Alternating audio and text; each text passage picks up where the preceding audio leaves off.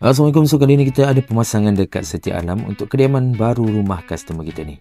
Alright, untuk kali ni kita akan pasangkan keseluruhan rumah ni. Cumanya kita akan pasangkan dua area yang menggunakan lansir dan selebihnya menggunakan blinds, jenis zebra blinds. Jadi inilah tempat-tempat yang kita akan pasangkan zebra blinds dan juga lansir nanti. Jadi jom kita tengok hasil untuk kediaman ni macam mana.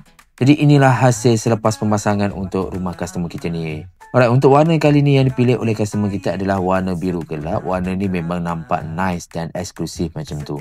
Cumanya kena pandai sesuai padan dengan perabot yang berwarna lebih cerah daripada warna biru. Dan ni untuk kawasan dapur.